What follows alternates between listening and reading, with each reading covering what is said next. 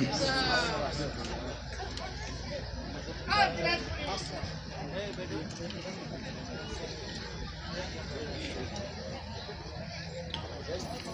الحمد لله نحمده ونستعينه ونستغفره ونعوذ بالله من شرور أنفسنا ومن سيئات أعمالنا من يهده الله فلا مضل له ومن يضلل فلا هادي له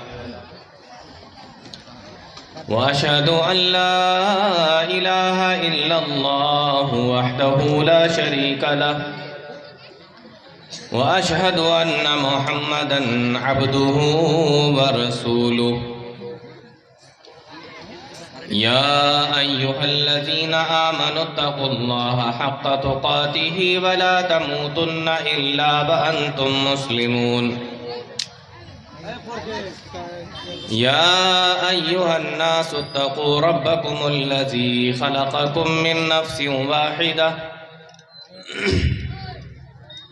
وخلق منها زوجها وبث منهما رجالا كثيرا ونساء واتقوا الله الذي تساءلون به والأرحام إن الله كان عليكم رقيبا يا أيها الذين آمنوا اتقوا الله وقولوا قولا سديدا يصلح لكم أعمالكم ويغفر لكم ذنوبكم ومن يطع الله ورسوله فقد فاز فوزا عظيما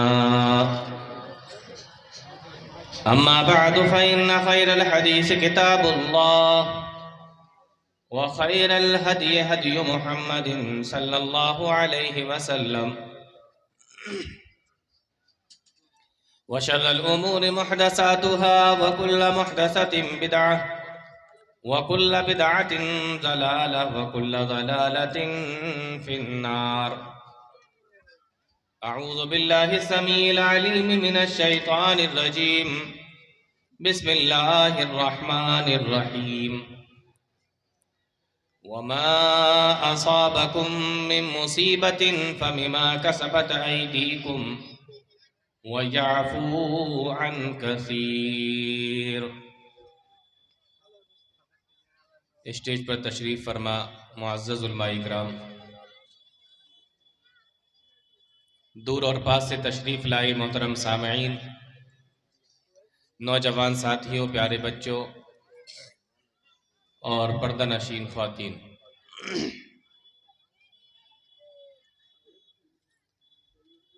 آج کا یہ جو پروگرام ہے پیام امن کانفرنس، معاشرے کے اندر امن کیسے پیدا ہو، سماج کے اندر امن کیسے آئے، ماحول کے اندر، دیش کے اندر، دنیا کے اندر امن کس طریقے سے آئے، یہی تمام لوگوں کی کوشش رہتی ہے اور ہونا بھی چاہیے. تو امن کے نام سے ہی آج کا یہ پروگرام ہے، آج کی یہ کانفرنس ہے. کچھ چیزیں آپ لوگوں کو ایسی بتانی ہیں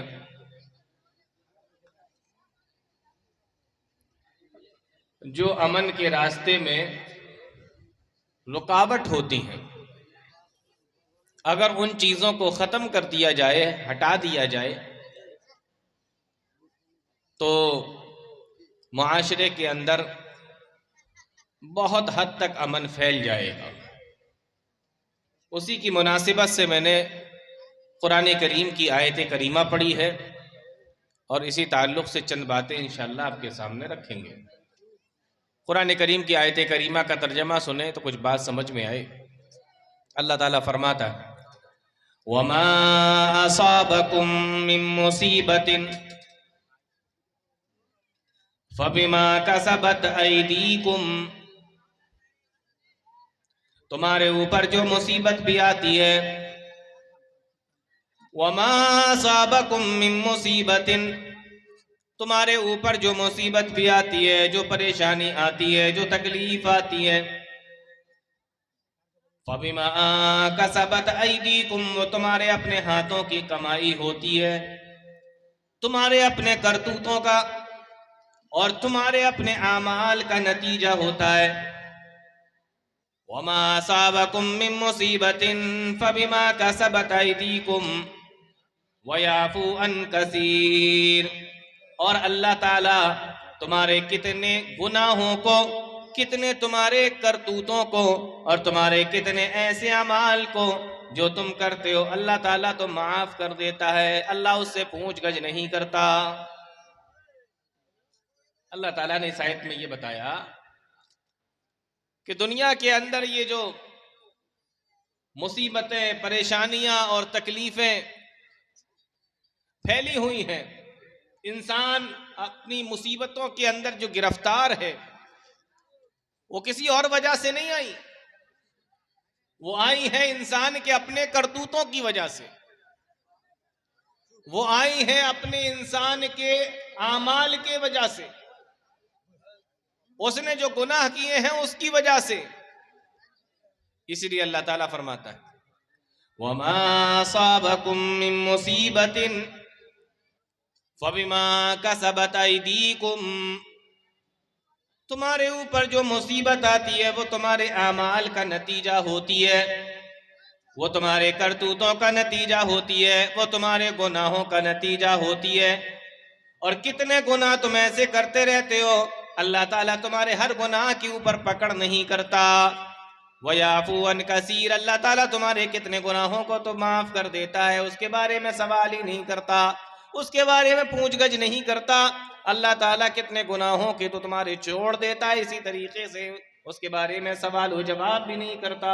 یعنی ہر گناہ کے بدلے میں اگر مصیبت آنے لگے، ہر گناہ کے بدلے میں اگر اللہ تعالیٰ پکڑ کرے، ہر گناہ کے بدلے میں اگر اللہ تعالیٰ تمہارے اوپر مصیبت نازل کرے تو انسان کی ساری زندگی مصیبت کے اندر گزر جائے گی۔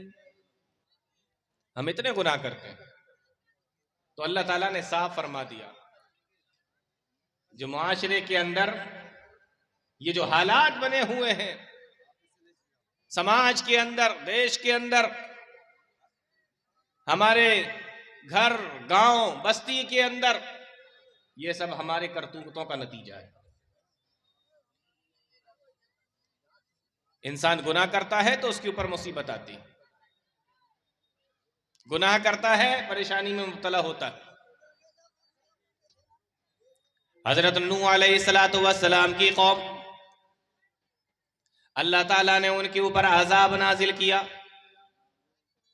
طوفان آیا، پانی، اتنا پانی برسا، اتنا پانی، زمین سے بھی پانی نکلا اور آسمان سے بھی پانی آیا۔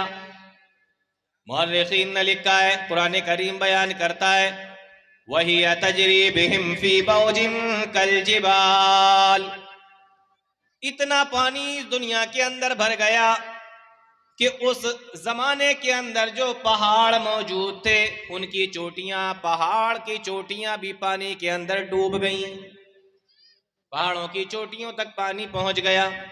آپ کو کیا لگتا ہے یہ ایسے ہی آ گیا یا اس قوم کی کسی گناہ کا نتیجہ تھی، اس قوم کی گناہوں کا نتیجہ، یا ایسے ہی آ گیا؟ قوم عاد کی زندگی اٹھا کر دیکھو، اللہ تعالیٰ نے اس کو بھی ہلاک و برباد کیا، اور اس کے اوپر بھی اللہ تعالیٰ نے ہوا کا عذاب نازل فرمایا۔ قرآن کریم کہتا ہے جب وہ ہوا چلا کرتی تھی، اتنی تیز ہوا کا وہ عذاب اللہ تعالیٰ کی طرف سے آیا۔ وَفِي عَادٍ إِذَا أَرْسَلْنَا عَلَيْهِمُ الرِّيحَ الْعَقِيمَ، وہ ہوا ان کو اٹھا کر ادھر سے ادھر پٹکتی تھی، اور اس طریقے سے جب وہ زمین پہ گرے مر کر كَأَنَّهُمْ أَعْجَازُ نَخْلٍ خَاوِيَةٍ، جیسے کھجور کے بہت بڑے بڑے درخت ہوں۔ یہ عذاب کیوں آیا؟ ایسے ہی بغیر کسی گناہ کے، بغیر کسی غلطی کے اللہ نے پکڑ لیا، بغیر کسی وجہ سے اللہ تعالیٰ نے عذاب نازل کر دیا؟ نہیں، یہ ان کی کسی گناہ کی وجہ سے تھا۔ تو دنیا کے اندر جو مصیبت آتی ہے، جو گناہ ہوتے ہیں اس کی وجہ سے، جو تکلیف ہمیں پہنچتی ہے گناہوں کی وجہ سے. وَمَا أَصَابَكُم مِّن مُّصِيبَةٍ فَبِمَا كَسَبَتْ أَيْدِيكُمْ. قرآن کریم ہمیں بتاتا ہے، حدیث ہمیں بتاتی ہے، تاریخ ہمیں بتاتی ہے، اللہ تعالیٰ نے انہی گناہوں کی وجہ سے کسی کو زمین کے اندر اس کے محل کے ساتھ، اس کے خزانوں کے ساتھ میں دھسا دیا. انہی گناہوں کی وجہ سے اللہ تعالیٰ نے کسی کو اس کے پوری فوج کے ساتھ، اس کے پورے کارندوں کے ساتھ میں اللہ تعالیٰ نے سمندر کے اندر ڈبا دیا. اسی گناہوں کی وجہ سے اللہ تعالیٰ نے پوری قوم کو ہوا میں اچھالا اور اچھالنے کے بعد زمین کے اوپر پٹک دیا. کیوں؟ اسی گناہ کی وجہ سے. اللہ فرماتا ہے وَمَا أَصَابَكُم مِّن مُّصِيبَةٍ فَبِمَا كَسَبَتْ أَيْدِيكُمْ. دنیا کے اندر تمہارے اوپر جو مصیبتیں آتی ہیں، جو پریشانیاں آتی ہیں، وہ تمہارے اپنے اعمال کا نتیجہ ہوتی ہیں، تمہارے اپنے کرتوتوں کا نتیجہ ہوتی ہیں. تو یہ جو مصیبتوں میں ہم مبتلا ہیں، یہ جو پریشانیوں میں مبتلا ہیں، یہ ہمارے اپنے کرتوت ہیں، یہ ہماری اپنی غلطیاں ہیں. یہ جو مصیبتیں آ رہی ہیں یہ ہمارے اپنے کرتوتوں کی وجہ سے. پیارے نبی صلی اللہ علیہ وسلم بیان فرماتے ہیں، ابن ماجہ کی روایت ہے، صحابہ رسول بیان کرتے ہیں اقبل علینا رسول اللہ صلی اللہ علیہ وسلم. ایک مرتبہ اللہ کے نبی صلی اللہ علیہ وسلم ہمارے پاس میں تشریف لائے، ہمارے پاس میں آئے، اور ہم سب کو اکٹھا کرنے کے بعد میں فرمایا یا معاشر المہاجرین، اے مہاجرین کی جماعت. جو صحابہ ہجرت کر کے پہنچے تھے ان سب کو مخاطب کر کے اللہ کے نبی صلی اللہ علیہ وسلم نے فرمایا اقبل علینا رسول اللہ صلی اللہ علیہ وسلم. ہمارے پاس میں اللہ کے نبی صلی اللہ علیہ وسلم آئے، فقال یا معاشر المہاجرین، اور آنے کے بعد اللہ کے نبی صلی اللہ علیہ وسلم نے ہمیں مخاطب کر کے فرمایا او مہاجروں کی جماعت، خمس، 5 چیزیں ایسی ہیں، اذا ابتلیتم بہن، جب وہ 5 چیزیں تمہارے اندر آ جائیں گی، جب وہ 5 چیزیں تمہارے اوپر آ جائیں گی، اعوذ باللہ ان تدرکوہن، اور میں اللہ کی پناہ چاہتا ہوں کہ وہ 5 چیزیں تمہارے اندر نہ آئیں. لیکن 5 چیزیں ایسی ہیں جو تمہارے اندر آئیں گی، اعوذ باللہ ان تدرکوہن، لیکن میں اللہ سے دعا کرتا ہوں، اللہ تعالیٰ کی پناہ چاہتا ہوں کہ وہ 5 چیزیں تمہارے اندر نہ آئیں. کون سی 5 چیزیں؟ پیارے نبی صلی اللہ علیہ وسلم نے مہاجرین کو مخاطب کر کے فرمایا، لیکن یہ 5 چیزیں پوری امت کے لیے آپ نے بیان فرمائی. پہلی چیز اللہ کے نبی صلی اللہ علیہ وسلم نے بیان فرمائی، لم تظہر الفاحشۃ فی قوم قط حتی یعلنوا بها. او مہاجرین کی جماعت سن لو، جب کسی قوم کے اندر بے حیائی پھیل جائے گی، بدکاری پھیل جائے گی، زناکاری پھیل جائے گی، حتی یعلنوا بها، یہاں تک کہ وہ اس کو اعلانیہ طور پہ کرنے لگیں گے. پہلے انسان گناہ کرتا تھا، ڈرتا تھا، اللہ سے بھی ڈرتا تھا اور سماج سے بھی ڈرا کرتا تھا. لیکن آج دیکھو گناہ کرتا ہے تو کھلے عام ڈرتا نہیں ہے، بلکہ اس کو بتایا بھی کرتا ہے. گناہ بھی کرتے ہیں اور پوری ڈھٹائی کے ساتھ میں بتاتے بھی ہیں. آج نہ ہمیں اللہ کا ڈر ہے، نہ سماج کی کوئی شرم ہے. گناہ کرنے کے بعد ہم بڑے ہمت کے ساتھ میں، بڑی ڈھٹائی کے ساتھ میں لوگوں کے سامنے اس گناہ کو بیان بھی کرتے ہیں. ڈر نکل گیا دل کے اندر سے، شرم نکل گئی دل کے اندر سے. پہلے گناہ ہوا کرتے تھے چھپ کر لوگ کیا کرتے تھے، لیکن آج اعلانیہ طور پہ کر رہے ہیں. لم تظہر الفاحشۃ فی قوم، جب کسی قوم کے اندر بے حیائی پھیل جائے، بدکاریاں پھیل جائیں، حتی یعلنوا فیہا، یہاں تک کہ اعلانیہ طور پر ان کے اندر برائیاں ہونے لگیں. الا فشا فیہم الطاعون والاوجاع. اللہ کے نبی صلی اللہ علیہ وسلم بیان فرماتے ہیں، او میرے صحابہ، او مہاجرین کی جماعت، اگر کسی قوم کے اندر بے حیائی اور برائی عام ہو جائے گی، پھیل جائے گی، اعلانیہ طور پر ہونے لگے گی، تو اللہ تعالیٰ اس کے بدلے میں الا فشا فیہم الطاعون والاوجاع، اللہ تعالیٰ اس کے بدلے میں طاعون جیسی بیماریاں اس قوم کے اندر مبتلا کر دے گا، اس قوم کے اندر بھیج دے گا، والاوجاع، اور خطرناک طریقے کی بیماریاں اس قوم کے اندر پھیل جائیں گی. آپ ذرا غور کریں، کس کس طریقے کی برائیاں ہمارے سماج کے اندر ہیں اور کس کس طریقے کی بیماریاں ہمارے سماج کے اندر ہیں. اللہ کے نبی فرماتے ہیں طاعون کی بیماری، یہ نام تو ہم نے بہت سنا ہوگا، لیکن پیارے نبی فرماتے ہیں والاوجاع، اور ایسی بیماریاں بھی قوم کے اندر، سماج کے اندر پیدا ہوں گی، التی لم تکن مضت فی اسلافہم الذین مضوا، ایسی بیماریاں تمہارے اندر پیدا ہو جائیں گی کہ اس سے تم سے پہلے کے لوگوں نے اس بیماری کا نام تک نہیں سنا ہوگا.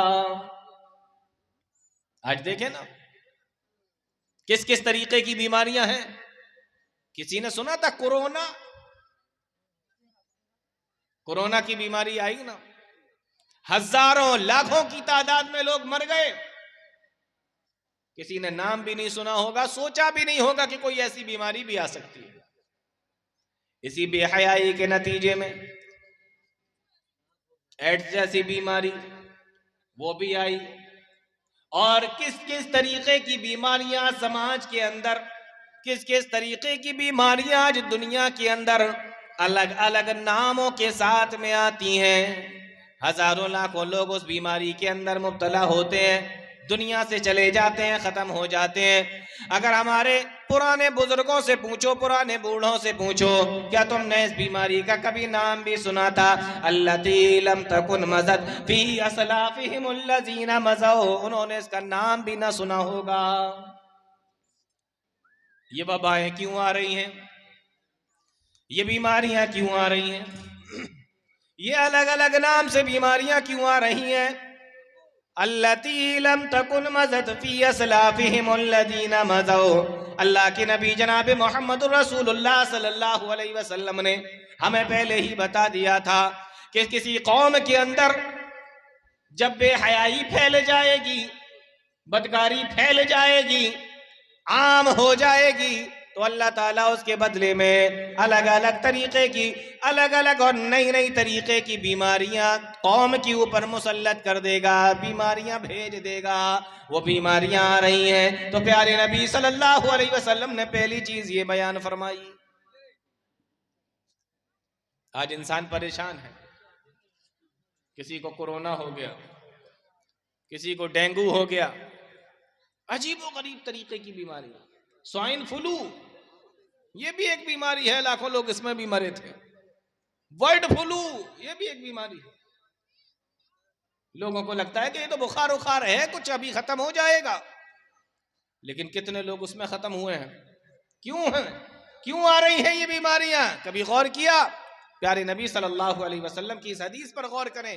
آپ نے فرمایا کہ جب بے حیائی عام ہو جائے تو بیماریاں بھی عام ہو جائیں گی، اور ایسی بیماریاں آئیں گی نئی نئی نام سے، نئی نئی طریقے کی بیماریاں جو پہلے لوگوں نے نام بھی نہیں سنا ہوگا. اب کوئی آدمی بیٹھ جائے اور کہے کہ عجیب طریقے کی بیماریاں آ گئی، اللہ فرماتا ہے وَمَا أَصَابَكُم مِّن مُّصِيبَةٍ فَبِمَا كَسَبَتْ أَيْدِيكُمْ، یہ مصیبت جو تمہارے اوپر آئی ہے یہ تمہارے اپنے اعمال کا نتیجہ ہے، تمہارے اپنے کرتوتوں کا نتیجہ ہے.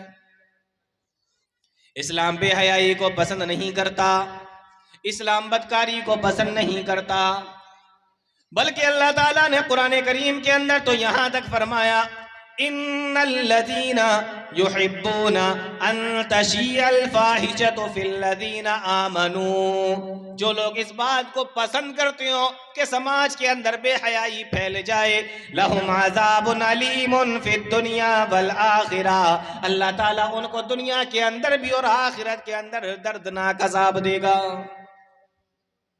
موبائل فون کا استعمال کرنے والوں، موبائل فون کا غلط استعمال کرنے والوں، آج ایک آپ کے بٹن دبانے پر اور ایک بار آپ کو ٹک کرنے پر، کلک کرنے پر، ایک بار ٹچ کرنے پر بے حیائی کی چیزیں بھی موبائل پہ آپ کے سامنے آ جائیں گی، اور اگر آپ چاہیں گے تو اچھی چیزیں بھی آپ کے سامنے آ جائیں گی۔ اللہ تعالیٰ نے انسان کو بنایا، دو راستے اللہ تعالیٰ نے دکھا دیے، یہ بھلائی کا راستہ ہے، یہ برائی کا راستہ ہے، یہ جنت کا راستہ ہے، یہ جہنم کا راستہ ہے، اور انسان کو چوائس دے دی، انسان کو اپنا آپشن ہے، اپنی خواہش ہے، وہ جس راستے پر جانا چاہے چلا جائے۔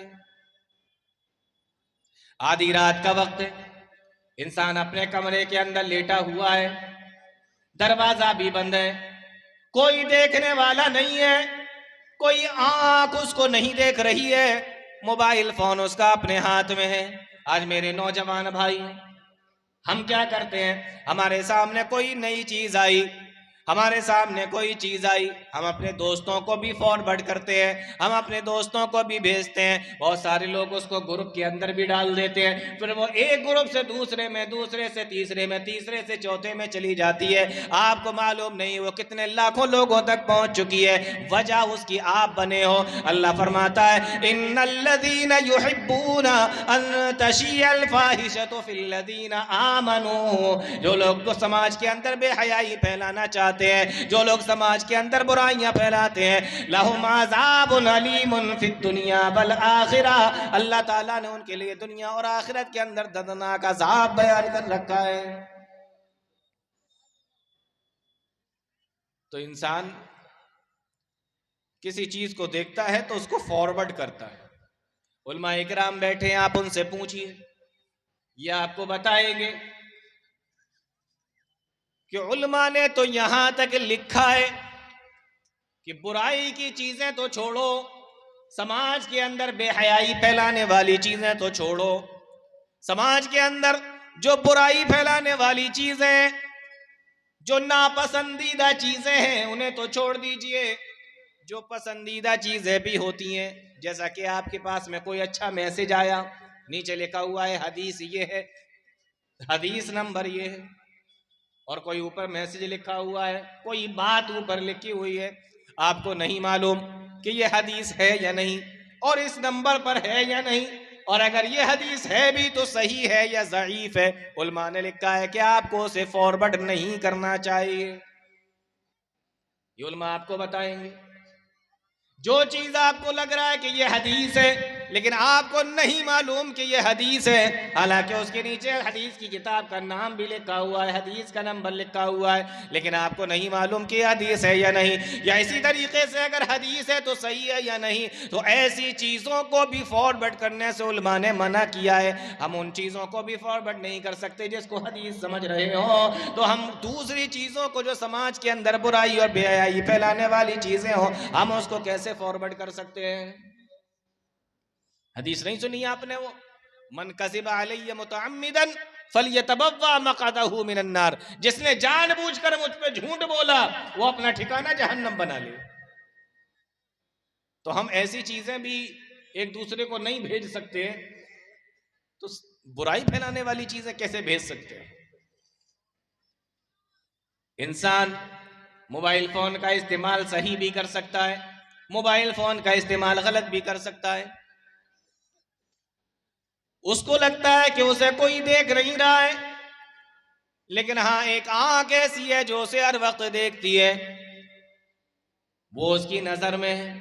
دنیا کا کوئی کیمرہ لگا ہو یا نہ لگا ہو، لیکن اللہ تعالیٰ کا کیمرہ لگا ہوا ہے، اللہ تعالیٰ کا کیمرہ اس کو دیکھ رہا ہے، اور دنیا کے اندر جو چیزیں کیمروں کے اندر ریکارڈ ہوتی ہیں ایک ٹائم کے بعد میں ختم ہو جاتی ہیں، ایک ٹائم کے بعد فائل کرپٹ ہو جاتی ہے، خراب ہو جاتی ہے، 10 سال بعد، 20 سال بعد، 50 سال کے بعد میں وہ فائل خراب بھی ہو سکتی ہے، کیمرہ خراب ہو سکتا ہے، وہ چپ خراب ہو سکتی ہے، وہ پین ڈرائیو خراب ہو سکتا ہے، وہ کیمرہ خراب ہو سکتا ہے، لیکن اللہ تعالیٰ کا کیمرہ کبھی خراب نہیں ہوتا۔ اللہ تعالیٰ کا جو کیمرہ لگا ہوا ہے وہ قرآن کریم بیان فرماتا ہے کہ مالی ھذا الکتاب لا یغادر یغادر صغیرۃ ولا کبیرۃ الا احصاها. انسان جب قیامت کے دن اپنے نام اعمال کو دیکھے گا تو کہے گا مالی یا ویلتنا، ہائے ہماری بربادی، ہائے ہماری ہلاکت. مالی ھذا الکتاب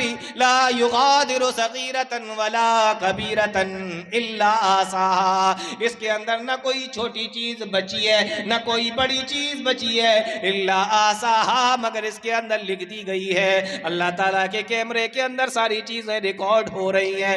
اس لیے میرے بھائیو، اللہ تعالیٰ قرآن کریم کے ایک دوسری جگہ پہ فرماتا ہے الم نجعل لہ عینین. کیا وہ اللہ جس نے تمہیں دو آنکھیں دی ہیں، کیا اس اللہ نے تمہیں دو آنکھیں نہیں دی ہیں؟ آپ اندازہ کرو، جس اللہ نے ہمیں دیکھنے کے لیے دو آنکھیں دی ہوں، کیا وہ اللہ تعالیٰ ہمیں نہیں دیکھ رہا ہوگا؟ اس لیے اللہ تعالیٰ نے ایک اور مقام پہ فرمایا الم یعلم بان اللہ یری. کیا انسان یہ سمجھتا ہے کہ اللہ اس کو دیکھ نہیں رہا ہے؟ آپ غور کریں، آج ہم کہاں سے کہاں پر پہنچ گئے. چھوٹے چھوٹے بچے، ان کے ہاتھ میں بھی ہم نے موبائل دے دیا، اور گھروں کی لڑکیوں کے پاس میں بھی موبائل ہے. کہاں سے آیا نہیں معلوم، موبائل ہے، کس نے دیا نہیں معلوم. کیوں نہیں معلوم؟ آپ کی ذمہ داری ہے کہ آپ اپنے گھر کے اندر نگرانی کریں. آپ کی ذمہ داری ہے کہ آپ اپنے گھر، اپنے بچوں کے اوپر، اپنے بیٹوں کے اوپر، اپنی بیٹیوں کے اوپر نظر رکھیں. یہ آپ کی ذمہ داری ہے. اللہ کے نبی صلی اللہ علیہ وسلم نے ایک حدیث کے اندر ارشاد فرمایا کہ ہر انسان ذمہ دار ہے، اور اس سے اس کی ذمہ داری کے بارے میں، اس کی رعایا کے بارے میں اس سے سوال کیا جائے گا. والرجل راع فی اہلہ، اور انسان یعنی مرد بھی اپنے گھر والوں کے بارے میں اس سے سوال پوچھا جائے گا. والمرأة راعیۃ فی بیت زوجها، اور عورت سے بھی اس کے گھر کے بارے میں سوال کیا جائے گا. یعنی بیوی سے بھی پوچھا جائے گا، شوہر سے بھی پوچھا جائے گا، مرد سے بھی پوچھا جائے گا، عورت سے بھی پوچھا جائے گا، ماں سے بھی پوچھا جائے گا، باپ سے بھی پوچھا جائے گا، اس کی اولاد کے بارے میں اس سے سوال کیا جائے گا. کیا آپ نے حضرت مریم علیہ السلام واقعہ نہیں سنا؟ حضرت مریم جب چھوٹی سی ہے، اور حضرت زکریا علیہ السلام کی کفالت میں قرآن کریم بیان کرتا ہے کہ جب بھی حضرت زکریا علیہ السلام ان کے پاس میں جاتے، حضرت مریم کے پاس، کیا دیکھتے ہیں؟ وجد عندها رزقا، وہاں پر روزی رکھی ہوئی ہے، پھل رکھے ہوئے ہیں، کھانا رکھا ہوا ہے. حضرت زکریا علیہ السلام جب یہ تمام چیزوں کو دیکھتے ہیں، کہتے ہیں کہ ذمہ داری تو میری ہے، لا کر میں تمہیں دیتا ہوں، کھانے پینے کی ذمہ داری میری ہے، پھل وغیرہ لانے کی ذمہ داری تو میری ہے، میں نے تمہیں لا کر دیا نہیں، پھل یہاں پہ رکھے ہوئے ہیں. قالا یا مریم انا لکی ھذا، فوراً سوال کرتے ہیں اے مریم، او میری بچی بتا یہ تیرے پاس میں کہاں سے آیا؟ حضرت مریم کا جواب سنو. قالت هو من عند اللہ، کہا یہ میرے اللہ کے پاس سے آیا ہے، یہ میرے رب کے پاس سے آیا ہے، میرے اللہ نے مجھے دیا. معلوم یہ ہوا کہ اگر ماں باپ اپنے بچی کے پاس میں یا اپنے بچے کے پاس میں کوئی ایسی چیز دیکھیں جو ماں باپ نے لا کر نہیں دی ہے، تو سوال کریں کہ یہ تیرے پاس میں کہاں سے آیا. یہ ہے ذمہ داری.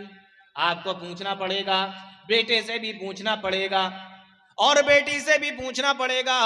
اگر ماں نے لا کر نہیں دیا، باپ نے لا کر نہیں دیا، تو یہ تیرے پاس میں کہاں سے آیا؟ حضرت زکریا نے حضرت مریم سے بھی یہی سوال کیا، یا مریم انا لکی ھذا، جن کی عصمت کی اور جن کی عزت کے بارے میں اللہ تعالیٰ نے قرآن کریم کے اندر بیان فرمایا، والتی احسنت فرجہا، مریم تو وہ عورت تھی جنہوں نے اپنی عزت کی حفاظت کی ہے، اس کے باوجود بھی مریم سے سوال کیا جا رہا ہے. آج ہم اپنے بچوں سے سوال نہیں کرتے، آج ہم اپنی بچیوں بچیوں سے سوال نہیں کرتے. آج ہمارے بچے کالج میں پڑھنے کے لیے جاتے ہیں, ہماری بچیاں بھی کالجوں میں پڑھنے کے لیے جاتی ہیں, اور گفٹ لے لے کر کالجوں سے گھر پہ واپس آتی ہیں, گفٹ لے لے کر کالجوں سے گھر پہ واپس آتی ہیں. آج ان کے ماں باپ ان کو دیکھ کر خوش تو ہوتے ہیں, لیکن سوال نہیں کرتے یا مریم انا لک ھذا, یہ سوال جو مریم سے حضرت زکریا نے پوچھا تھا وہ ان سے سوال نہیں کرتے.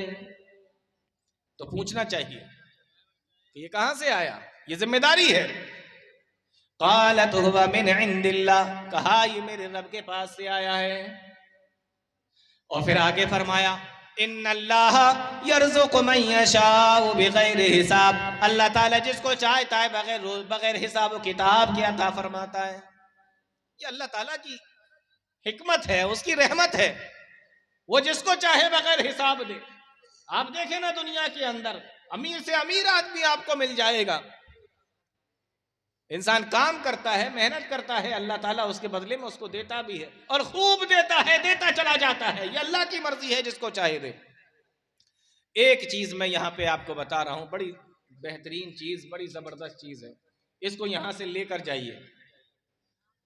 قرآن کریم بیان کرتا ہے جب مریم نے حضرت زکریا سے یہ کہا کہ یہ اللہ کے پاس سے آیا,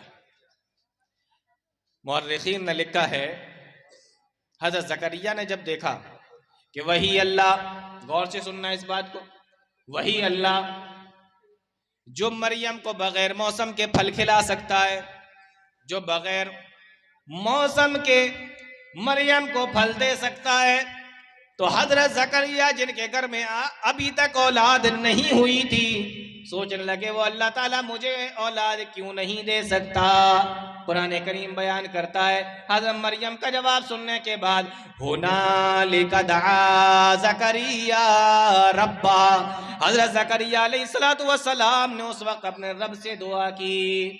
اور قرآن کہتا ہے اللہ تعالیٰ نے زکریا علیہ السلام کی دعا کو بھی سن لیا, اور حضرت زکریا علیہ السلام کی دعا کو سننے کے بعد اللہ تعالیٰ نے ان کو بھی بیٹا عطا فرما دیا. یہاں ایک بڑا بہترین نقطہ علماء نے بیان کیا ہے, اور وہ آج میں آپ کو بتا کے جا رہا ہوں. نقطہ کیا ہے؟ حضرت مریم کے پاس میں دیکھا کہ پھل رکھے ہوئے ہیں, دل میں خیال آیا کہ اللہ تعالیٰ مجھے کیوں نہیں دے سکتا. اسی وقت فوراً دعا کی, اللہ تعالیٰ نے فوراً دعا کو سن لیا. علماء نے یہاں پر ایک بڑا پیارا نقطہ لکھا ہے, وہ لکھتے ہیں کہ اگر انسان کسی دوسرے انسان کے پاس میں کوئی نعمت دیکھے, جیسے اس نے دیکھا کہ محلے کا کوئی آدمی ہے نئی کار لے کر آیا ہے, نئی موٹر سائیکل لے کر آیا ہے, نئی کار لے کر آیا ہے, یا اسی طریقے سے اس نے دیکھا کہ کوئی چیز انسان کسی دوسرے کے پاس میں کوئی نعمت اللہ تعالیٰ کی دیکھتا ہے, علماء نے لکھا ہے کہ اگر اس نعمت کو دیکھنے کے بعد فوراً وہ اللہ تعالیٰ سے اپنے لیے بھی دعا کر لے تو اللہ تعالیٰ اس کی دعا کو بہت حد تک ہو سکتا ہے قبول فرما لے. کیوں؟ اس لیے کہ جب زکریا نے حضرت مریم کے پاس میں نعمتوں کو دیکھا تو فوراً اپنے لیے بھی اللہ سے دعا مانگ لی. ہنالک دعا زکریا ربا, تو آپ جب کسی نعمت کو دیکھیں کسی دوسرے کے پاس میں تو اسی وقت اللہ تعالیٰ سے اپنے لیے بھی مانگے تو بہت حد تک چانسز ہے کہ وہ نعمت آپ کو بھی مل جائے. حضرت مریم علیہ السلام, غور کریں آپ, تو پیارے نبی صلی اللہ علیہ وسلم نے فرمایا لم تزار الفاحشۃ فی قوم حتی یعلنوا بها, جب بے حیائی پھیل جائے, اعلانیہ کھلے عام ہونے لگے, پیارے نبی فرماتے ہیں تو اللہ تعالیٰ اس کے بدلے میں سماج کے اندر کیا کرتا ہے, دنیا کے اندر کیا کرتا ہے, الا فشا فیہم الطاعون والاوجاع, اللہ تعالیٰ اس کے بدلے میں ایسی بیماریاں بھیج دیتا ہے, ایسی بیماریاں اس کے بدلے میں آتی ہیں التی لم تکن مضت فی اسلافہم الذین مضوا, تم سے پہلے جو لوگ گزرے ہیں, جو بوڑھے گزرے ہیں, جو بزرگ گزرے ہیں, انہوں نے ان بیماریوں کے نام تک نہیں سنے ہوں گے. عبداللہ ابن عمر رضی اللہ تعالیٰ عنہ کو کون نہیں جانتا, بڑا مشہور واقعہ ہے. عبداللہ ابن عمر رضی اللہ تعالیٰ ایک مرتبہ ایک سفر میں جا رہے ہیں, گرمی کا زمانہ ہے اور دھوپ بھی بڑی تیز نکلی ہوئی ہے, عبداللہ ابن عمر رضی اللہ تعالیٰ عنہ راستے سے جا رہے ہیں، ساتھ میں کچھ اور لوگ بھی ہیں۔ آپ نے فرمایا اے لوگو، آگے چل کر کوئی سایہ اگر نظر آئے تو وہاں پہ پڑاؤ ڈال لیتے ہیں، وہاں پر بیٹھیں گے، کچھ دیر آرام کریں گے، اسی کے سائے میں ظہر کی نماز بھی ادا کریں گے اور پھر کھانا بھی کھائیں گے، تھوڑی دیر آرام بھی کر لیں گے۔ ابھی آگے چلے جا رہے ہیں، گرمی کا زمانہ ہے، دھوپ سخت نکلی ہوئی ہے۔ مورخین نے لکھا ہے تھوڑی دور جانے کے بعد ایک پہاڑ کا سایہ ان کو نظر آتا ہے۔ پہاڑ کا سایہ جب وہ دیکھتے ہیں، اپنے لوگوں سے کہتے ہیں کہ چلو یہیں پر تھوڑی دیر کے لیے رکتے ہیں۔ رک گئے۔ جب کھانا کھانے کا ٹائم آیا، دسترخوان لگایا گیا اور اس کے اوپر جب کھانا رکھا گیا، ابھی کھانا شروع نہیں کیا تھا، کھانا کھانے ہی کے لیے بیٹھے تھے، اتنے میں کیا دیکھتے ہیں کہ ایک چرواہا اپنی بکریوں کو لے کر اسی پہاڑ کے دامن میں آنا چاہتا ہے، اسی سائے کو تلاش کرتے ہوئے، شاید وہ بھی آ رہا ہوگا، اسی سائے کو تلاش کرتے ہوئے اپنی بکریوں کو ہانکتا ہوا لے کے آ رہا ہے۔ غور کرنے کی بات ہے میرے بھائیوں۔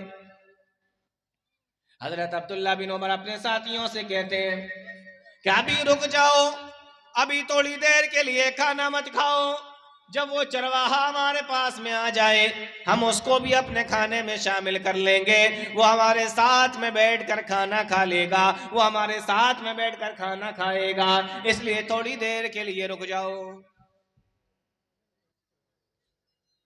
اور آپ غور کریں، یہ حضرت عبداللہ ابن عمر رضی اللہ تعالیٰ عنہ کا معاملہ ہے۔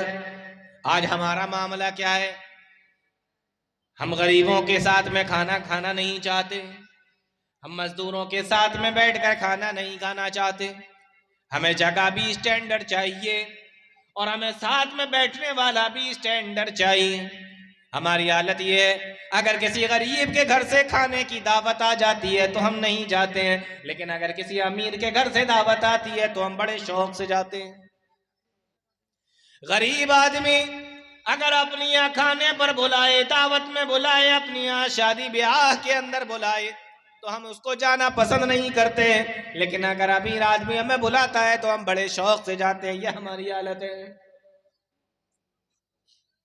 اور فرق کیا ہوتا ہے؟ فرق آپ اچھے طریقے سے جانتے ہیں۔ غریب آدمی کے گھر پہ جائیں گے، جس کپڑے سے وہ اپنے منہ کو صاف کرتا ہے، جس کپڑے سے وہ اپنے منہ کو صاف کرتا ہے، اسی کپڑے سے وہ آپ کے لیے کرسی کو بھی صاف کر دے گا اور اس پر آپ کو بٹھائے گا۔ یہ عزت دیتا ہے غریب آدمی۔ اور امیر آدمی کے گھر پہ اگر آپ کھانے کے لیے چلے جاؤں، اس کی یہاں کوئی فنکشن ہے، کوئی شادی ہے، اس کی یہاں اگر آپ چلے جاتے ہیں تو وہ آپ سے سیدھے منہ بات بھی نہیں کرنے کو تیار ہے، وہ آپ سے صرف ملا ایک فارمالٹی کے طور پہ آپ سے ملاقات کرتا ہے اور آگے بڑھ جاتا ہے، اتنا بھی نہیں پوچھتا کہ آپ نے کھانا کھایا بھی ہے یا نہیں کھایا، آئے کب ہو۔ بس آپ خود سے جا کر اس کو اپنی شکل دکھانے کی کوشش کرتے ہو کہ دیکھو ہاں ہم تمہاری یہاں آ گئے ہیں، تمہاری یہاں ہم پہنچ گئے ہیں۔ یہ دونوں کی شادیوں میں، دونوں کی دعوتوں میں فرق ہوتا ہے، لیکن امیر آدمی کی یہاں ہر آدمی جانا چاہتا ہے، غریب کی یہاں نہیں جانا چاہتے۔ حضرت حسین رضی اللہ تعالیٰ جو پیارے نبی صلی اللہ علیہ وسلم کے نواسے ہیں، حضرت حسن اور حسین رضی اللہ تعالیٰ ان کے بارے میں آتا ہے کہ جب یہ کسی جگہ جایا کرتے تھے اور کسی ایسے جگہ سے نکلا کرتے تھے جہاں پہ غریب لوگ رہا کرتے تھے اور ایسے لوگ رہتے تھے جو فقیر ہوا کرتے تھے، غریب ہوا کرتے تھے، یہ ان کے ساتھ میں بیٹھ کر کھانا تناول فرمایا کرتے تھے۔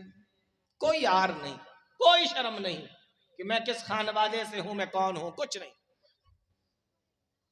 حضرت عبداللہ بن عمر رضی اللہ تعالیٰ کہتے ہیں کہ رک جاؤ، ابھی اس کو آ جانے دو، ساتھ میں بیٹھ کر کھانا کھا لیں گے۔ وہ چرواہا بھی دھوپ سے بچنے کے لیے اور گرمی سے بچنے کے لیے اپنی بکریوں کو ہانکتا ہوا اس پہاڑ کے دامن میں لے کر آیا، اس پہاڑ کے سائے میں لے کر اپنی بکریوں کو لے کر آیا۔ مورخین نے لکھا ہے جب وہ چرواہا آ گیا، عبداللہ ابن عمر رضی اللہ تعالیٰ عنہ نے اس کو بلایا، سلام و کلام ہوا اور پھر بات چیت ہوئی۔ عبداللہ ابن عمر کہتے ہیں آؤ میرے بھائی، تمہارا ہی تو انتظار ہو رہا ہے، دسترخوان لگا ہوا ہے، کھانا بھی تیار ہے، آ جاؤ ساتھ میں بیٹھ کر ہمارے کھانا کھاؤ۔ جب اس نے یہ سنا، عبداللہ ابن عمر رضی اللہ تعالیٰ عنہ کو جواب دیتا ہے، کہتا ہے کہ آپ کھانا کھا لیجئے، میں روزے سے ہوں، میں آپ کے ساتھ میں کھانا نہیں کھا سکتا۔ سمجھ میں آ رہی ہے بات؟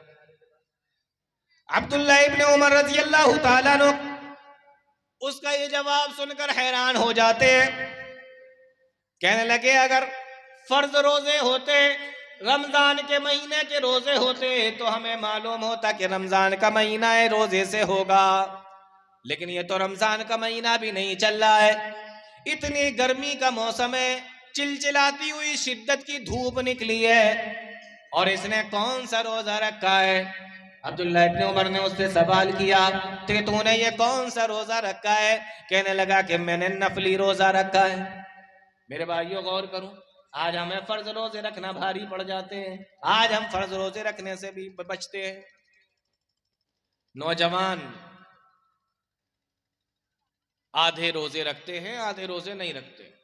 کتنے لوگوں کے بارے میں ایسا سننے میں آیا، پورے مہینے روزے نہیں رکھ پاتے، 15 دن کے روزے رکھے، 15 دن کے نہیں رکھے، جتنی مرضی آئی اتنے رکھے، جتنے چاہا نہیں رکھے۔ یہ حال ہے ہمارا۔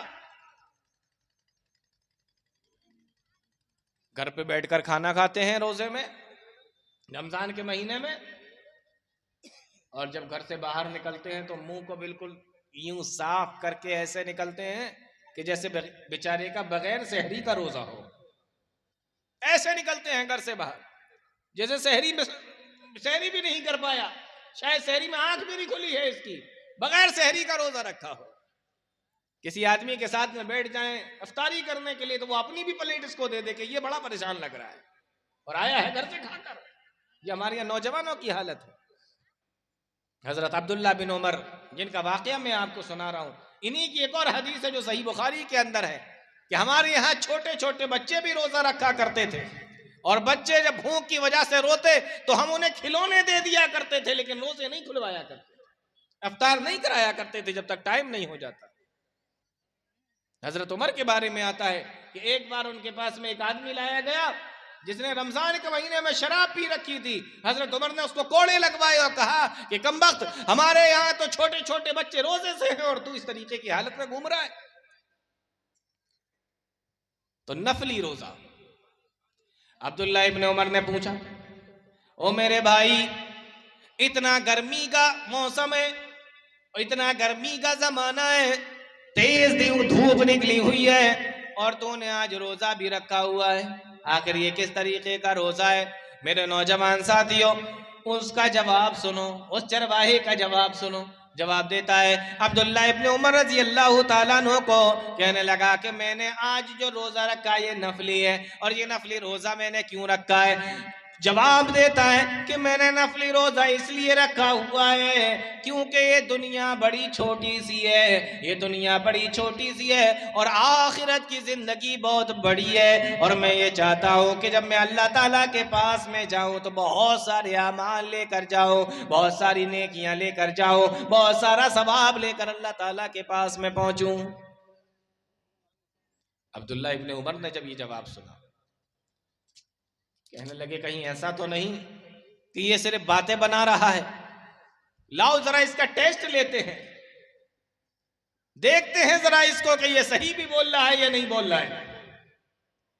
حضرت عبداللہ ابن عمر رضی اللہ تعالیٰ عنہ نے پھر اس سے ایک سوال کیا، کہنے لگے اے میرے بھائی، یہ بکریاں جو تم چرا رہے ہو اس میں سے ایک بکری مجھے بیچ دو، ایک بکری مجھے دے دو، میں تمہیں پیسے دوں گا، میں تمہیں قیمت دوں گا، ایک بکری مجھے دے دو۔ عبداللہ ابن عمر کہتے ہیں بکری مجھے دے دو۔ وہ کہنے لگا میں آپ کو بکری نہیں دے سکتا۔ کہا کیوں نہیں دے سکتے؟ کہنے لگا میں اس لیے نہیں دے سکتا کیونکہ میں بکریوں کا چرواہا ہوں، میں بکریوں کا مالک نہیں ہوں۔ مسلمانوں ذرا غور کرو، نوجوانوں ذرا سوچو، میں بکریوں کا چرواہا ہوں، میں بکریوں کا مالک نہیں ہوں، اس لیے میں آپ کو یہ بکری نہیں دے سکتا، بکری بیچ نہیں سکتا۔ حضرت عبداللہ بن عمر نے کہا کہ اس جنگل کے اندر اس بیابان کے اندر اگر تمہارا مالک تم سے پوچھے کہ بکری کہاں چلی گئی تو تم اس سے کہہ سکتے ہو کہ بکری کو بھیڑیا لے گیا. اور جنگلوں کے اندر بھیڑیے اور اس طریقے سے جنگلی جانور تو آیا کرتے ہیں. اگر انسان کو بھی اکیلا دیکھ لیتے ہیں تو اس کو بھی مار دیا کرتے ہیں. بکری کون سی بڑی چیز ہے؟ تمہارا مالک تم سے پوچھے گا تو کہہ دینا بکری کو بھیڑیا لے گیا اور اسی قیمت تم رکھ لینا، اور ابھی تمہارے سامنے ذبح کروں گا اور اس کا گوشت بناؤں گا، تھوڑا سا گوشت تمہیں بھی دے دوں گا، رات میں تم شام کے وقت میں اس سے افطار بھی کر لینا. آفر دیکھیں آپ، چیک کر رہے ہیں اس کو کہ صرف باتیں ہی تو نہیں بنا رہا ہے یا اس کا روزہ اس کو کچھ فائدہ بھی پہنچا رہا ہے. کہنے لگے یہ بکری مجھے دے دو. اپنے مالک سے جا کر یہ کہہ دینا تمہارا مالک تمہیں دیکھ تو نہیں رہا ہے. جب اس نے یہ الفاظ سنے تو کہنے لگا کہ بے شک میرا جو مالک ہے وہ مجھے نہیں دیکھ رہا ہے، ان بکریوں کا جو مالک ہے وہ نہیں دیکھ رہا ہے، لیکن جو ساری کائنات کا مالک ہے، جو ساری کائنات کا چلانے والا ہے، وہ تو سب کچھ دیکھ رہا ہے. این اللہ، اس اللہ کو کیا جواب دوں گا؟ آپ اندازہ کریں میرے بھائی، اس نوجوان کو دیکھے، اس چرواہے کو دیکھے، کہا کہ ان بکریوں کا مالک تو نہیں دیکھ رہا ہے، اس کے سامنے تو میں کہہ دوں گا، لیکن جو ساری کائنات کا مالک ہے، ذرے ذرے کا مالک ہے، ہر چیز کا جو مالک ہے، اس کے سامنے کیا جواب دوں گا؟ این اللہ، میرا اللہ تو مجھے دیکھ رہا ہے، میرا رب تو مجھے دیکھ رہا ہے، اس اللہ کے سامنے میں کیا جواب دوں گا؟ اس اللہ کو میں کیا جواب دوں گا؟ یہ کہا اور کہنے کے بعد اپنی بکریوں کو ہانکتا ہوا وہاں سے چلا گیا. عبداللہ ابن عمر رضی اللہ تعالیٰ عنہ نے جب اس کے یہ الفاظ سنے تو آپ کے دل کے اندر یہ الفاظ اتنے اندر تک چلے گئے کہ عبداللہ ابن عمر کی آنکھوں میں آنسو آ گئے. اس طریقے کا اثر ان الفاظوں کا ہوا، عبداللہ ابن عمر کی آنکھوں میں آنسو آ گئے، اور اس بکری کے چرواہے کو، اس چرواہے کو اور اس کی بکریوں کو جب وہ لے کے جا رہا تھا بڑی دیر تک دیکھتے رہے. جب وہ آنکھوں سے اوجھل ہو گیا، عبداللہ ابن عمر نے اپنے ساتھیوں سے کہا کہ اے لوگوں یہ کون ہے، کہاں کا رہنے والا ہے؟ لوگوں نے بتایا کہ یہ مدینہ کے اندر فلاں آدمی کا غلام ہے. نوجوان ساتھیوں غور سے سنو، کہا یہ کون ہے؟ کہا کہ یہ مدینہ کے اندر فلاں آدمی کا غلام ہے. عبداللہ ابن عمر کہتے ہیں کہ جب میں سفر سے واپس آؤں، مدینہ لوٹ کے آؤں تو مجھے اس کے بارے میں بتانا. جب سفر سے واپس آئے لوگوں نے اس کے بارے میں خبر دی، آپ اس کے گھر پہ گئے، دروازہ کھٹکھٹایا اور کہنے لگے، جب مالک اندر سے نکلا وہ آدمی اندر سے باہر آیا، کہنے لگے کون؟ کہا میں عبداللہ بن عمر. سلام و کلام ہوا، پوچھا کیسے آنا ہوا؟ کہا کہ میں تمہارا غلام خریدنا چاہتا ہوں. وہ آدمی کہنے لگا، وہ مدینہ کا رہنے والا کہنے لگا میرے پاس تو کئی غلام ہیں، تم کون سا غلام خریدنا چاہتے ہو؟ تم کون سے غلام کو خریدنا چاہتے ہو؟ کہا وہ بکریوں کو چراتا ہے اس غلام کو میں تم سے خریدنا چاہتا ہوں. کہا اگر قیمت اچھی دو گے تو میں بیچنے کے لیے بھی تیار ہوں. کہا قیمت بولو. عبداللہ ابن عمر نے اس کی قیمت کو ادا کر دیا، اور قیمت ادا کرنے کے بعد میں فرمایا کہ وہ بکریاں جو چراتا ہے اس کی بھی قیمت بولو. کہا اس کی قیمت بھی اس آدمی نے بتا دی. تو وہ بکریاں بھی حضرت عبداللہ ابن عمر نے اس سے خرید لی، اور اس کے بعد میں اس غلام کو بھی آزاد کر دیا، اور وہ ساری کی ساری بکریاں بھی عبداللہ ابن عمر رضی اللہ تعالیٰ عنہ نے اس کو دے دی. اور اس موقع پر عبداللہ ابن عمر نے ایک جملہ کہا تھا، وہ جملہ بڑے غور سے سننا. عبداللہ ابن عمر نے اس موقع پر ایک جملہ کہا، اور وہ جملہ یہ تھا کہ اے لوگوں، اس بندے نے، اس انسان کے، اس چرواہے کے ایک جملے نے کہ میرا اللہ تو مجھے دیکھ رہا ہے، اس کے ایک جملے نے اس کو غلامی سے آزاد کرا دیا، اور اس کو غلامی سے آزاد کرا دیا. اور میں اللہ تعالیٰ سے یہ امید رکھتا ہوں کہ اس کا یہی ایک جملہ کہ میرا اللہ تو مجھے دیکھ رہا ہے، اس کو کل جہنم سے بھی آزاد کرا دے گا. یہ ہے اللہ تعالیٰ کا ڈر. تو انسان یہ سوچے کہ اللہ مجھے دیکھ رہا ہے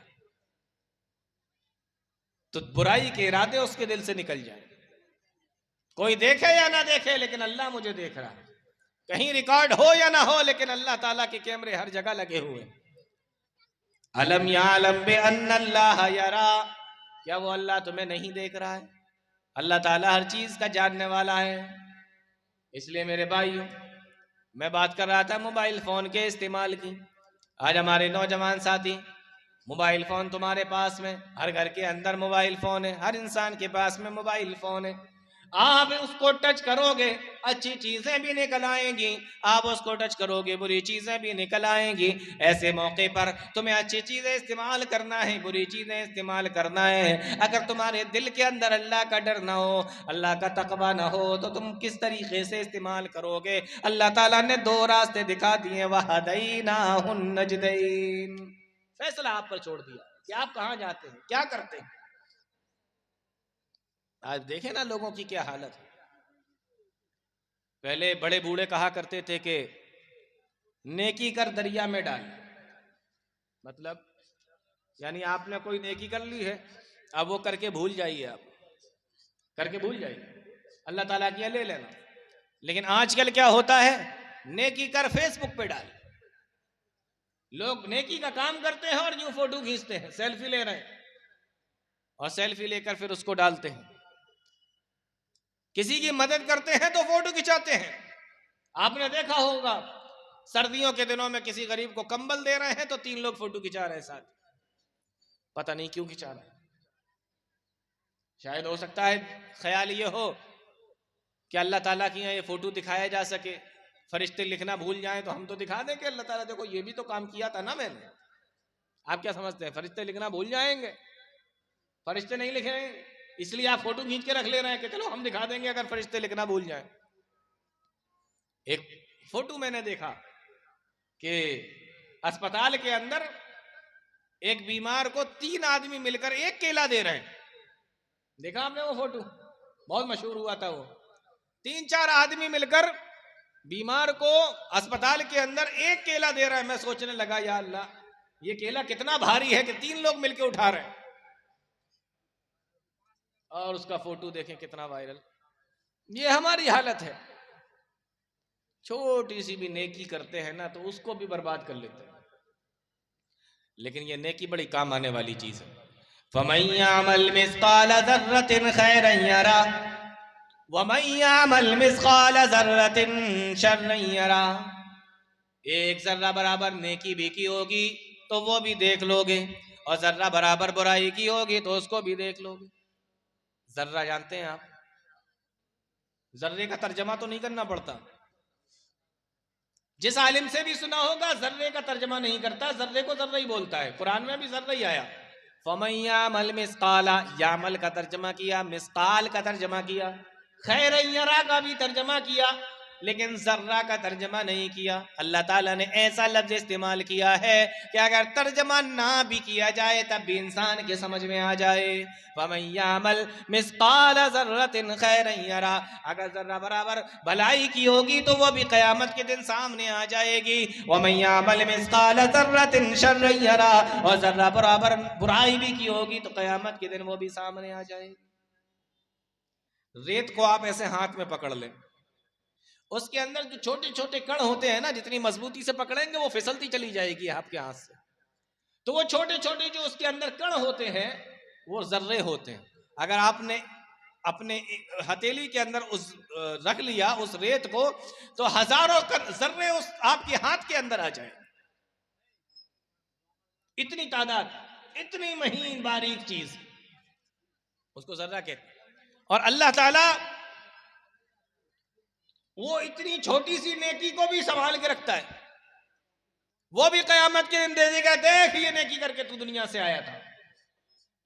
اور علماء نے لکھا ہے کہ ذرے کا ایک مطلب تو وہ ہوتا ہے جو ہم لوگ سمجھتے ہیں، ریت کے ذرے جو مہین مہین، اور ذرے کا ایک مطلب یہ ہوتا ہے کہ آپ نے دیکھا ہوگا کہ جیسے کوئی کمرہ ہے اور وہ کمرہ بند ہے، اندھیرا ہے، اور کسی سوراخ سے اس میں روشنی آ رہی ہے، تو آپ دیکھیں گے کہ اس سوراخ سے جو روشنی آتی ہے تو آپ کو اس روشنی سے، اس دھوپ سے چھوٹی چھوٹی چیزیں اڑتی ہوئی سی نظر آئیں گی۔ کبھی غور کیا ہے؟ ایسا لگے گا جیسے کوئی چھوٹی چھوٹی چیز اڑ رہی ہو.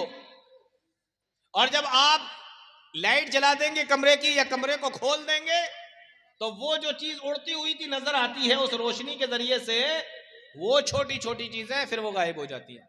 یعنی وہ اتنی چھوٹی ہوتی ہیں کہ روشنی اگر ہو جائے تو وہ دکھتی نہیں ہے, اور اگر کمرے میں اندھیرا ہے اور کہیں سے دھوپ کی روشنی آ رہی ہے, دھوپ آ رہی ہے, تو اس دھوپ کے اندر وہ چھوٹی چھوٹی چیزیں اڑتی ہوئی نظر آتی ہیں.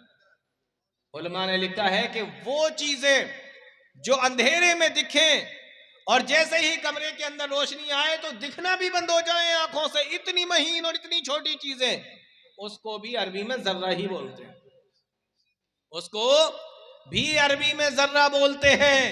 اور اللہ تعالیٰ فرماتا ہے کہ ذرہ برابر بھی برائی کی ہوگی تو وہ بھی قیامت کے دن دیکھ لو گے, اور ذرہ برابر نیکی کی ہوگی اس کو بھی دیکھ لو گے.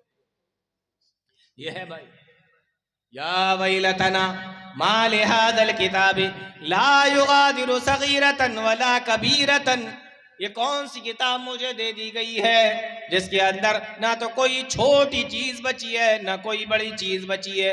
آج ہم بڑے بڑے گناہ کو تو گناہ سمجھتے ہیں لیکن چھوٹے چھوٹے گناہ کو گناہ نہیں سمجھتے. لیکن قرآن کریم کی اس آیت پر غور کریں تو اللہ تعالیٰ نے بڑے گناہ سے پہلے چھوٹے گناہ کو بیان فرمایا ہے. ما لہذا الکتاب لا یغادر صغیرۃ, پہلے صغیر فرمایا یعنی پہلے چھوٹے گناہوں کا ذکر فرمایا, بعد میں بڑی چیزوں کا ذکر فرمایا ہے. آج ہم چھوٹے چھوٹے گناہوں کو تو گناہ ہی نہیں سمجھتے ہیں. لیکن آپ کو معلوم ہے کہ اگر چھوٹی چھوٹی لکڑیاں, چھوٹی چھوٹی چیزوں کو بھی ایک جگہ لگاتار اکٹھا کیا جائے, چھوٹی چھوٹی سی لکڑیوں کو بھی اگر ایک جگہ پہ لگاتار اکٹھا کر دیا جائے تو وہ بھی ایک بہت بڑا ڈھیر بن جاتی ہیں. اس لیے میرے بھائیوں, بڑے گناہوں سے بھی بچو اور چھوٹے گناہوں سے بھی بچو. اللہ تعالیٰ قرآن کریم کے اندر یہی تو فرماتا ہے وَمَا أَصَابَكُم مِّن مُّصِيبَةٍ فَبِمَا كَسَبَتْ أَيْدِيكُمْ, تمہارے اوپر جو مصیبتیں آتی ہیں وہ تمہارے اعمال اور تمہارے کرتوتوں کا نتیجہ ہوتی ہیں. چھوٹی چھوٹی مصیبتیں, چھوٹے چھوٹے گناہ جس کو ہم گناہ بھی نہیں سمجھتے, جب ان کو بھی ایک جگہ لگاتار اکٹھا کیا جائے تو وہ بھی بڑا ڈھیر بن جاتا ہے. جس طریقے سے چھوٹی چھوٹی لکڑیوں کو ایک جگہ پہ اکٹھا کیا جائے بہت بڑا ڈھیر لکڑیوں کا بن جائے گا, اور جب وہ بڑا ڈھیر لکڑیوں کا بن جائے گا تو میرے بھائیوں مجھے یہ بتاؤ کہ وہ ڈھیر انسان کو جلانے کے لیے کافی ہے یا نہیں؟ وہ چھوٹی چھوٹی لکڑیاں بھی اگر ایک جگہ لگاتار اکٹھا کی جائیں تو انسان تو اس میں بھی جل سکتا ہے. تو انسان کو جلانے کے لیے صرف بڑے گناہ نہیں, چھوٹے گناہ بھی کافی. اس لیے اللہ تعالیٰ نے یہاں پر دونوں چیزوں کا ذکر فرمایا ہے. اور اللہ تعالیٰ کی رحمت بھی دیکھو, اللہ تعالیٰ کی رحمت تو دیکھو, دنیا کے اندر انسان اگر کوئی چھوٹی سی بھی نیکی کرتا ہے تو اللہ تعالیٰ اس کو سنبھال کے رکھتا ہے اور قیامت کے دن وہ نیکی انسان کو مل جائے گی. لیکن اگر کوئی انسان دنیا کے اندر نیک عمل کر کے نہ گیا, اللہ تعالیٰ کے یہاں پہنچا, اللہ تعالیٰ قرآن کے اندر بیان فرماتا ہے کہ اگر ہم اس کو زمین آسمان کے برابر سونے کا مالک بنا دیں, حالانکہ ہوگا نہیں, اگر ہم بنا دیں. سونے کی قیمت آپ جانتے ہیں, اتنا سا سونا ہوتا ہے گھر کے اندر کتنے تالوں کے اندر رکھتے ہیں. تھوڑا سا سونا, چھوٹا سا سونا اگر گھر کے اندر ہوتا ہے, ایک تالا دوسرا تالا, ایک الماری دوسری الماری, چابی تالا, اور کتنا اندر رکھتے ہیں, تھوڑا سا. اب سوچو کسی انسان کے پاس میں زمین اور آسمان بھر کے سونا ہو, کیا اس کے پاس میں دولت ہوگی؟ اللہ تعالیٰ فرماتا ہے اگر یہ زمین آسمان بھر کے سونا وہ اللہ تعالیٰ کو دے قیامت کے دن, اور اللہ تعالیٰ سے یہ کہے کہ پروردگار مجھے جہنم میں جانے سے بچا لے, یہ سارا سونا میں تجھے دینے کے لیے تیار ہوں, اللہ فرماتا ہے لن تقبل توبتہم, اللہ تعالیٰ اس کے اس سونے کو قبول نہیں فرمائے گا. آپ اندازہ کریں ابھی آپ دنیا کے اندر ہیں تو ذرہ برابر نیکی بھی کرتے ہیں, اللہ اس کو پسند فرماتا ہے, اللہ تعالیٰ اس کو اپنے پاس میں رکھتا ہے, سنبھال کے رکھتا ہے. لیکن قیامت کے دن اگر سونا بھر کر بھی اللہ تعالیٰ کو دو گے تو اللہ تعالیٰ اسے قبول نہیں کرے گا. میرے بھائیو ذرا غور کرو, میں آپ کو یہی تو بتا رہا ہوں اتنی دیر سے. وَمَا أَصَابَكُم مِّن مُّصِيبَةٍ فَبِمَا كَسَبَتْ أَيْدِيكُمْ وَيَعْفُو عَن كَثِيرٍ. تو مصیبتیں اور پریشانیاں آج پوری دنیا کے اندر جو آئی ہوئی ہیں یہ ہمارے اپنے کرتوتوں کا نتیجہ ہے. تو پیارے نبی صلی اللہ علیہ وسلم کی اس حدیث کو پورا کر دیتے ہیں. پیارے نبی نے فرمایا، تو پہلی چیز اللہ کے نبی نے یہ بیان فرمائی، لم تظہر الفاحشۃ فی قوم قط حتی یعلن فیہا الا فشا فیہم الطاعون والاوجاع التي لم تکن مضت فی اسلافہم الذین مضوا. اگر کسی قوم کے اندر بے حیائی پھیل جائے گی تو اللہ تعالیٰ اس کے بدلے میں ایسی ایسی بیماریاں قوم کے اندر بھیجے گا جن کے نام بھی ان کے باپ دادا نے نہیں سنا ہوگا. اور دوسری چیز اللہ کے نبی صلی اللہ علیہ وسلم نے بیان فرمائی، اے میرے صحابہ، دوسری چیز، اگر کوئی قوم زکوٰۃ نہیں نکالے گی، اگر کوئی قوم زکوٰۃ ادا نہیں کرے گی تو پھر اللہ تعالیٰ کیا کرے گا؟ اللہ تعالیٰ اس کے بدلے میں الا منع القطر من السماء، اللہ تعالیٰ آسمان سے بارش کو روک لے گا. اللہ تعالیٰ آسمان سے بارش کو روک لے گا. کیوں روک لے گا؟ لم یمنعوا زکاۃ اموالہم، اگر کسی قوم نے زکوٰۃ کے مال کو روک لیا، زکوٰۃ صحیح طریقے سے نہیں نکالتی، زکوٰۃ صحیح طریقے سے ادا نہیں کرتی، اگر کسی قوم نے زکوٰۃ کو صحیح طریقے سے ادا نہ کیا، اللہ تعالیٰ آسمان سے بارش کو روک لیتا ہے، اللہ تعالیٰ قحط سالی کے اندر مبتلا کر دیتا ہے، اللہ تعالیٰ سوکھے کے اندر مبتلا کر دیتا ہے. اور اللہ کے نبی صلی اللہ علیہ وسلم نے بیان فرمایا، لولا البہائم، اگر یہ دنیا کے اندر جانور نہ ہوتے، یہ چوپائے نہ ہوتے، لولا البہائم، اگر یہ چوپائے دنیا کے اندر نہ ہوتے تو اللہ تعالیٰ ایک بوند بھی آسمان سے بارش کی نازل نہیں کرتا. یہ کسی قوم کے اندر اگر یہ چیز پھیل جائے، کون سی؟ زکوٰۃ نہیں نکالیں گے. آج سماج کے اندر دیکھو، آج اپنی قوم کے اندر دیکھو، کتنے لوگ ہیں جو پابندی کے ساتھ میں زکوٰۃ کو نکالتے ہیں، پورے طور پہ نکالتے ہیں، گن گن کر نکالتے ہیں. اگر میرے بھائیوں لوگوں نے زکوٰۃ کو صحیح طریقے سے نکالا ہوتا، گن گن کر نکالا ہوتا، جتنی ان کے اوپر فرض ہو رہی ہے اتنا نکالا ہوتا تو ہماری قوم کے اندر فقیروں کی تعداد نہ ملتی، ہماری قوم کے اندر بھکاریوں کی تعداد نہ ملتی، ہماری قوم کے اندر دیکھو کتنے پریشان حال لوگ ہیں، ان کی تعداد نہ ملتی. زکوٰۃ کو صحیح طریقے سے ادا نہیں کرتے. اس لیے آپ دیکھیں کہ سب سے زیادہ فقیر کہاں ملیں گے؟ مسلمانوں میں ملیں گے. کہیں چلے جائیں آپ، سب سے زیادہ بھکاری یہیں ملیں گے. کیوں؟ اس لیے کیونکہ انہوں نے زکوٰۃ کے سسٹم کو صحیح سے نافذ نہیں کیا.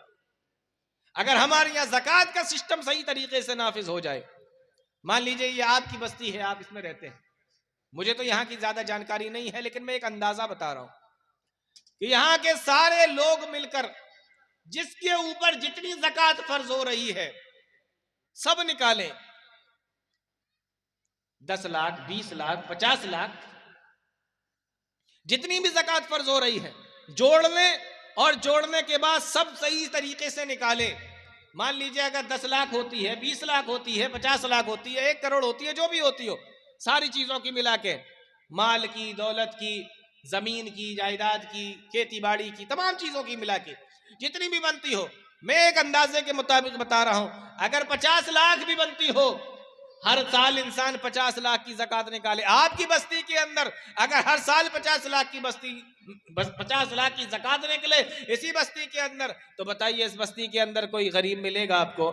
کوئی فقیر ملے گا آپ کو؟ کوئی بھیک مانگنے والا ملے گا آپ کو؟ تو زکوٰۃ کے نظام کو ہم صحیح سے نافذ نہیں کرتے، اور اس کے بدلے میں ہوتا کیا ہے؟ سب سے زیادہ بھکاری آپ کو یہیں ملیں گے. تو یہ دوسری چیز اللہ کے نبی صلی اللہ علیہ وسلم نے بیان فرمائی کہ اگر کوئی قوم لم یمنعوا زکاۃ اموالہم، اگر کوئی قوم زکوٰۃ کے مال کو صحیح طریقے سے ادا نہیں کرتی، اللہ تعالیٰ اس کے اوپر سے لا منع القطر من السماء، اللہ تعالیٰ اس کے اوپر سے بارش کو روک لیتا ہے. لولا البہائم لم یمطروا، اگر اللہ تعالیٰ نے زمین کے اوپر جانوروں کو پیدا نہ کیا ہوتا، جانوروں کو نہ بھیجا ہوتا، جانور اس دنیا کے اندر نہ رہے ہوتے کہ وہ کھائیں گے کیا، پیئیں گے کیا، تو اللہ تعالیٰ زکوٰۃ روکنے کی وجہ سے اللہ تعالیٰ دنیا کے اندر بارش ہی نہیں برساتا. اندازہ کر لیں، بہت اچھے طریقے سے سوچ لیں. بہت سارے سب لوگ یہاں بیٹھے ہوں گے، سوچ رہے ہوں گے کہ ہم تو زکوٰۃ ادا کرتے ہیں، لیکن میرے بھائیو کون سی زکوٰۃ ادا کرتے ہیں؟ کیا پوری زکوٰۃ جو آپ کے اوپر فرض ہوتی ہے وہ نکالتے ہیں، یا آپ کی مرضی کے مطابق زکوٰۃ نکالتے ہیں؟ کیا آج مال میں سے دے دیتے ہیں، اگلی بار میں زمین میں سے دے دیں گے، اور اگلی بار میں یہ جو ہمارا غلہ ہے اس میں سے دے دیں گے؟ یہ ساری چیزوں کی ملا کر ساری چیزوں کے الگ الگ طریقے سے صحیح طریقے سے نکالتے ہیں. یہ فیصلہ آپ کو کرنا ہے میرے بھائیوں. میں اپنی بات ختم کر رہا ہوں جلدی سے. تیسری چیز اللہ کے نبی صلی اللہ علیہ وسلم نے بیان فرمائی. کیا بیان فرما رہے ہیں آپ نے فرمایا لم ينقص المکیال والمیزان. غور سے سن لینا. پہلی چیز تو آپ نے فرما دی تھی کہ اگر کسی قوم کے اندر بے حیائی پھیل جائے اللہ بیماریوں میں مبتلا کر دیتا ہے. دوسری چیز آپ نے بیان فرمائی کہ اگر کسی قوم کے اندر زکوٰۃ نہ نکالی جائے اللہ تعالیٰ اس کے اوپر بارش کو روک لیتا ہے، اور اگر جانوروں کا خیال نہ ہوتا تو بارش کا ایک قطرہ بھی آسمان سے نہ آتا. تیسری چیز اللہ کے نبی صلی اللہ علیہ وسلم بیان فرماتے ہیں لم ينقص المکیال والمیزان، اگر کسی قوم کے اندر ناپ تول کے اندر کمی شروع ہو جائے، اگر کسی قوم کے اندر ناپ تول کے اندر کمی ہو جائے، انسان جب لینے کی کوشش کرے تو زیادہ لے اور جب دینے کی کوشش کرے تو کم دے، ناپ تول کے اندر کمی کرے. ایک چیز تو یہ ہے ناپ تول میں کمی. اور دوسری چیز یہ سمجھ لیجئے کہ انسان جب اپنے حق کی بات کرے تو پورا لینے کی کوشش کرے. بہت اچھے طریقے سے سمجھ لیجئے کہ ایک تو یہ ہے کہ آپ ناپ تول کے دے رہے ہیں، کسی سامان کو خرید رہے ہیں، بیچ رہے ہیں، آپ نے اس سے پیسے تو پورے لیے لیکن مال گڑبڑ دے دیا. آپ نے اس سے پیسے تو پورے لیے لیکن جھوٹ بول کر، جھوٹی قسم کھا کر اپنے سامان کو بیچا. آپ نے اس سے پیسے تو پورے لیے لیکن مال کو آپ نے اسے پورا نہ دیا. ایک طریقہ تو یہ ہے. اور دوسری چیز یہ ہے کہ جب آپ کے حق کی بات آئی تو آپ 100% اپنا پورا حق لینا چاہتے ہیں، لیکن جب حق کے ادا کرنے کی بات آتی ہے تو آپ اپنے طریقے سے حق صحیح سے ادا نہیں کرتے. مولانا ہمارے باپ نے ہمارے ساتھ میں اچھا نہیں کیا. اچھا تو اپنے باپ کے ساتھ میں اچھا کر رہا ہے؟ ہماری اولاد نے ہمارے ساتھ میں اچھا نہیں کیا، تو نے صحیح کیا، تربیت صحیح دی اپنی اولاد کو. ہمارا پڑوسی اچھا نہیں ہے، تو اپنے پڑوسی کے لیے اچھا ہے. ہمارے رشتہ دار اچھے نہیں ہیں، تو ٹھیک ہے اپنے رشتہ داروں کے لیے. تو جب حق لینے کی بات آئے تو پورا لیا جائے، اور جب حق ادا کرنے کی بات آئے تو آپ حق ادا نہ کریں. لم ينقص المکیال والمیزان. اللہ کے نبی صلی اللہ علیہ وسلم فرماتے ہیں اگر کسی قوم کے اندر ناپ تول کے اندر کمی آ جائے الا اخذوا بالسنین، اللہ تعالیٰ ایسی قوم کو قحط سالی کے اندر مبتلا کر دیتا ہے. وشدت المعونہ، اور بڑے غور سے سن لینا میرے بھائیوں، اللہ کے نبی صلی اللہ علیہ وسلم فرماتے ہیں وشدت المعونہ، تو اللہ تعالیٰ اس کو تنگ دستی کے اندر مبتلا کر دیتا ہے، فقر و فاقے کے اندر مبتلا کر دیتا ہے. آج ہماری حالتوں کو دیکھو، 2 وقت کی روٹی روزی کو حاصل کرنے کے لیے ہمیں کتنی محنت کرنا پڑتی ہے، کتنی جد و جہد کرنا پڑتی ہے، کتنی کوشش کرنا پڑتی ہے. وشدت المعونہ، اللہ کے نبی صلی اللہ علیہ وسلم بیان فرماتے ہیں کہ اللہ تعالیٰ ایسی قوم کو قحط سالی کے اندر مبتلا کر دیتا ہے اور تنگ دستی کے اندر مبتلا کر دیتا ہے. وجور السلطان، ناپ تول میں کمی کی وجہ سے تیسری چیز اللہ تعالیٰ یہ فرماتا ہے وجور السلطان، اور ظالم و جابر حکمراں اس کے اوپر مسلط کر دیتا ہے. تو کتنی چیزیں ناپ تول میں کمی کی وجہ سے؟ اخذوا بالسنین، قحط سالی، وشدت المعونہ، اور تنگ دستی کے اندر مبتلا کر دیتا ہے. کھانے پینے کے لیے آدمی محتاج ہے،